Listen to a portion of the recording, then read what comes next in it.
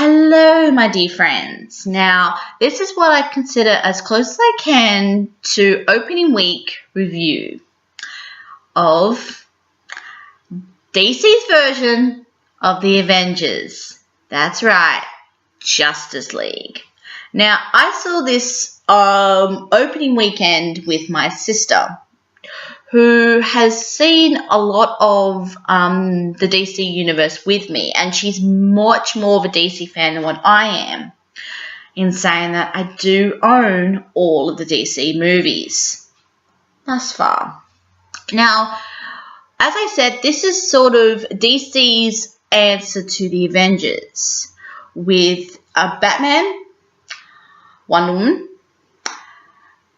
The Flash, Aquaman, Cyborg, I should say, and as you can tell from a little bit of the marketing, Superman is back. Now,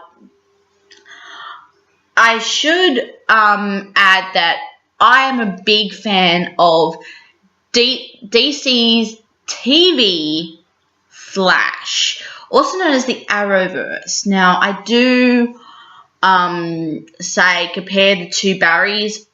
Unfortunately, I do prefer DC TV's Arrow to this particular incarnation. I'm not saying he doesn't do a fantastic job, but I think I've grown accustomed to what Grant Gustin is doing over in the Arrowverse. I have to put that disclosure up the front. But other than that, it is absolutely a really great movie. I am aware that Now Plane has bashed it to Kingdom Come. I disagree, boys. I thoroughly enjoyed it. I thought it was in par with what they had going on with Wonder Woman, Bat vs. Soup, Man of Steel. I have to say, it doesn't really, it's not really the same sort of league as a Suicide, but it felt continuity with the sort of main heroes' story.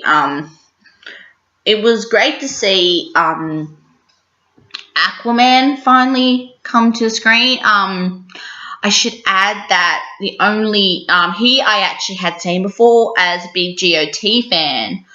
I've done a video about GOT already. GOT's Game of Thrones. You can look it up on my on this particular site, or if I remember, I will put a link down in the description of my sister and I discussing GOT. Now, he plays Khal Drogon on that series, so I thoroughly enjoyed that. As I said, Barry Allen. Now, I am a big HP fan. HP is Harry Potter, and he actually turned up in Fantastic Beasts and Where Are They From? He was that squib that was a squib to people who aren't as versed in the Harry Potter as I am. A squib is someone who doesn't have a magical abilities, but it's not really sure of it. Probably the biggest example of a squib would be Hagrid, so he's sort of in that vein. So yeah. And so the only one I didn't know was Cyborg.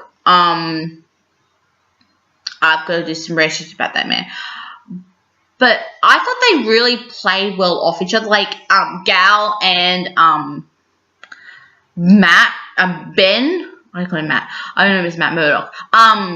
They played off each other really, really well, and which is great to see. And they did sort of have a relationship prior to this. They did do Bat vs. Soup together, so they did have that relationship, and I was thankful that that sort of carried over onto this particular series, this particular movie, which was great to sort of see that sort of continuity between those two characters. And spoiler, actually, a scene that makes sense in Bat vs. Soup actually is a bit of foreshadowing in this one. If you know Bat vs. Soup, there's a scene in that movie where Barry sees Bruce and says, Lois is the key. And he goes, oh, crud, I'm early. That particular scene comes almost to fruition in this movie. And another one that is actually in the Wonder Woman Blu-ray. I don't know if it's in the DVD version, but I have it on Blu-ray, where Steve's sort of little troop that gets left behind when Dana goes off on her own thing. That cool little sort of soldier group we meet actually goes after the cube that is featured in this movie. So there's two scenes in two previous movies sort of come to fruition in this movie, which was really, really cute to see. I don't remember if that scene was in the original theatrical screening, so I do apologize. Correct me if I'm wrong in the comments, and I know you will. So that was really cool to see. And it was great to sort of see this movie felt like it was in continuity with the rest, and I can't wait to see what happens from here onwards. Now, the characters I would love to see, well, I think the three that haven't had his backstory really shown is, well, I think they're definitely doing a Flashpoint movie, which is Barry Allen. Hopefully they have a bit more of backstory, even though that backstory is pretty much almost season 1 of The Flash on CW, but I don't know if anyone that actually watches that would actually go and watch the DC cinematic. So I would love to see a little bit more of Aquaman. I don't think he's ever been I don't think he's ever had a official movie before. And I would love to see Cyclops. Cyclops. That machine, half man, half thing. You'll probably correct me in comments. I would love to see those characters much more fleshed out in a movie.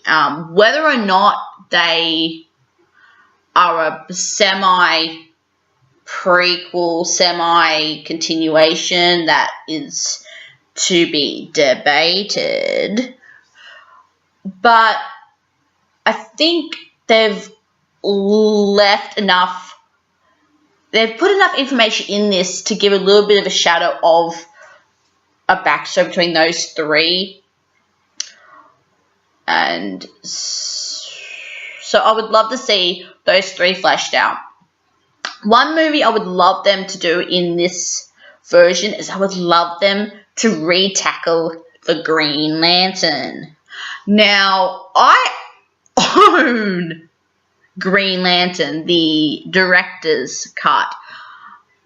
I love that movie, but I know people have trashed it. And that was supposed to be the official launch of the DC Universe. Yeah, that went along like a ton of bricks. Hopefully they could able to reboot that sucker. And it's better. I didn't mind it, but he said no say. Now, you're probably wondering, will I go and spend $30 to get it on Blu-ray? Hell yeah. I loved it, and I so want to see it again before it leaves theaters. Yes, I'm saying that, even though I am a Marvel fan. people would know I did walk around Sydney with rogue-coloured hair for a couple of months. Rogue is X-Men, so I have a love for the Marvel Universe. And so what's your thoughts about Justice League? I know it's been semi-trashed, semi-praised in what I've read, so will it be just as controversial in the comments? We will see. And please let me know what movies you would like me to dig up and find, and I will certainly try to find them. This is Mary signing off, and I shall see you again.